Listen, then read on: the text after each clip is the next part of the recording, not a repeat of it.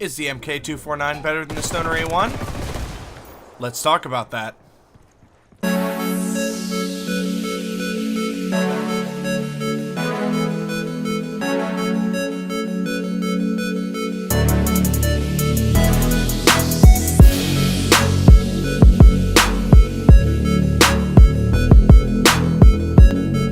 What's up guys, this is Abraxas12 coming at you with another Tom Clancy's Ghost Recon weapon review. Today we'll be discussing the differences between the Stoner A1 and the MK249 with the ultimate goal of seeing which one is better than the other.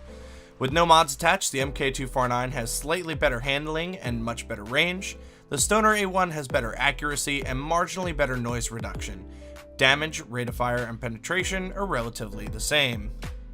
So let's take a look at the accuracy of both weapons. Our favorite, oh so willing cows are back to give us a hand.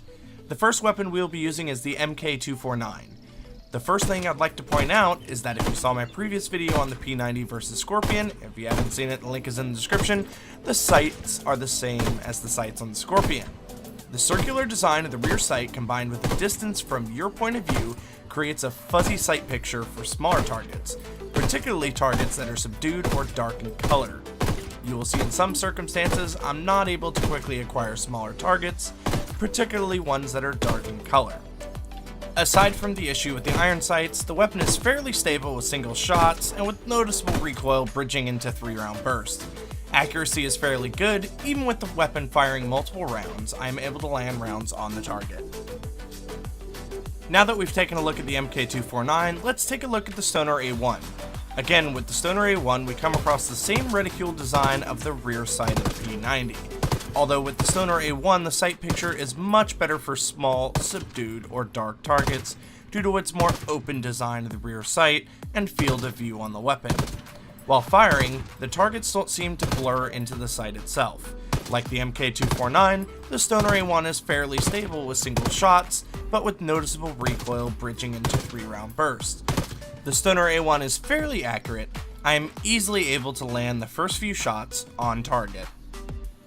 So now that we've taken a look at how both weapons perform using single shots or short bursts, let's take a look at burst firing the weapon in a sustained burst. Firing a sustained burst from the MK249 causes a lot of sway with the weapon. The recoil is extremely pronounced, and combined with the muzzle flash and gas venting, you're virtually blind using the weapon. Firing this weapon at targets greater than 200 meters could cause you to miss the target. However, if you aim low enough, you may be able to walk the weapon up the target, or a small group of targets.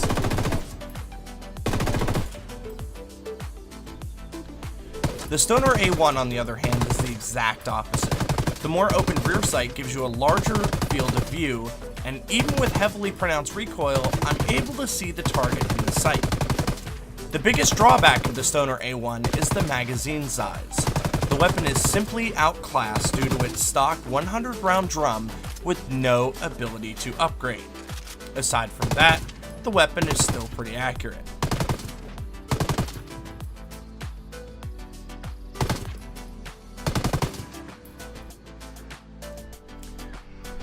So let's take a look at the recoil patterns for both weapons. The first weapon we're going to be testing is the MK249. I would like to remind you that during testing, I am not fighting the recoil at all. The MK249's recoil pattern is fairly tight, shifting up and to the left before sweeping back to the right while maintaining a solid grouping. So let's have a look at the Stoner A1's recoil pattern and compare the two. The Stoner A1's recoil pattern is fairly similar to that of the MK249's. The pattern is tight, but starts out shifting to the left and back to the right to create a zigzag pattern before stabilizing, shifting right and center. The other difference between the two is that the MK249's recoil pattern towards the top is a little tighter. The Stoner A1 starts to space rounds out, meaning that towards the middle and end of the magazine, the cone of fire for the weapon will begin to increase, potentially causing you to miss targets at range. Now let's outfit both weapons with the same mods and see how that changes the weapon characteristics. We will be outfitting each weapon with the stock buttstock, a reflex sight, we'll leave the trigger mechanism as stock, the magazine as stock, we'll add a laser 3-dot, and a version 2 compensator. A side-by-side comparison of each weapon as they are being upgraded shows that the MK249 has better range and slightly better penetration, while the Stoner A1 has better accuracy and marginally better noise reduction.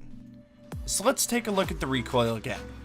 The MK249 shows the same zigzag pattern as the Stoner A1 had. Shot groups remain the same, the recoil pattern is still predominantly up and to the left, but starts with a right shift. Looking at the recoil pattern for the Stoner A1, it still has the same zigzag pattern as before, but this time it's towards the middle of the magazine. Shot groups are consistent at the beginning and end, but space out a little towards the middle. The recoil pattern still has a right shift before coming back and centering. So let's take these weapons onto the battlefield and see how they will perform in a real-world scenario. I would like to point out that I will not be equipping suppressors to the weapons.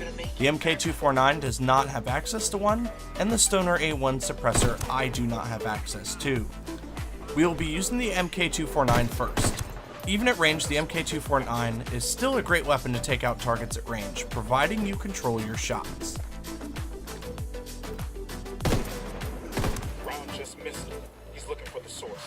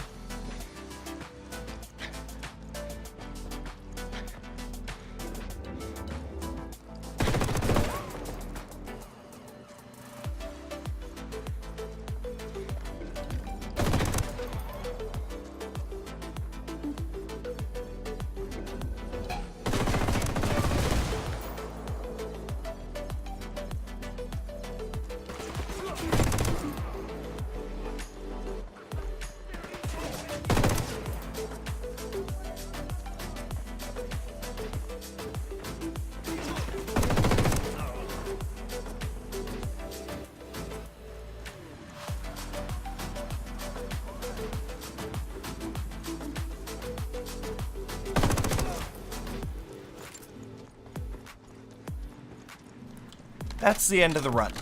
Let's take a look at the Stoner A1.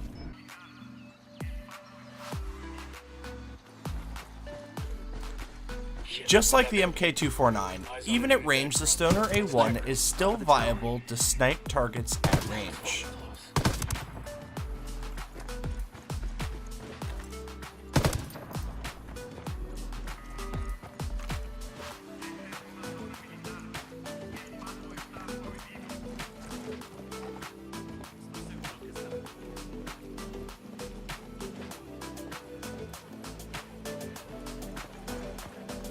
Yo, eyes on the ground. Over there, in the bunker. Tower.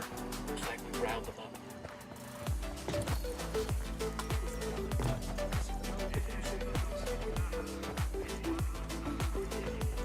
Este es un aviso para todas las unidades. Nos han disparado. Estén atentos a las bombas enemigas.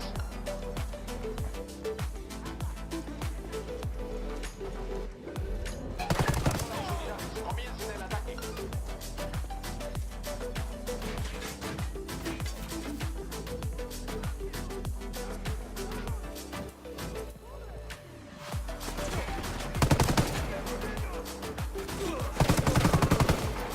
You're in bad shape. Take cover. Grenade, get to cover. Even with the loss of 50 rounds in the magazine, I really do not feel in this situation that I am at a disadvantage. However, when surrounded or swarmed by enemies, the lack of 50 rounds could mean the difference between life or death. Los refuerzos ya están en camino.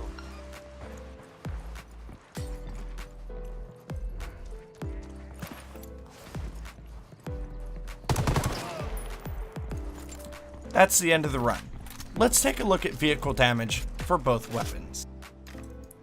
In one magazine, both weapons are quite capable of taking down vehicles, so we will skip the full magazine test. So let's see exactly how many shots it takes to take down a vehicle. The first weapon we will be testing is the MK249. If you look at the ammo pool in the lower left corner, there are 126 rounds left in the magazine. This means it took a total of 24 rounds to destroy the vehicle. This means with a full mag, providing you're controlling your shots, you can take down a whopping 6 vehicles per magazine. Time for the Stoner A1. Again, if you look at the ammo pool in the lower left corner, once the test is complete, there are 82 rounds left in the magazine. The Stoner A1 is able to take down a vehicle in 18 rounds. With a 100 round magazine, this effectively means you can take down 5 vehicles providing you are controlling your shots. So which weapon is better? After modifications, both weapons are relatively the same. The biggest difference is the ammo pool with each weapon. Both weapons are controllable, both are fairly accurate, and both feel relatively the same when firing. In my opinion, the larger magazine size of the MK249 makes the weapon a much more viable solution on the battlefield. But let me know what you think down in the comment section. Also, if there are any weapons you would like me to review, compare, or test, let me know down in the comment section as well. Alright folks, if you enjoyed the video, please leave a like. Don't forget to subscribe if you want to see more. And I'll catch you next time. Bye bye peeps.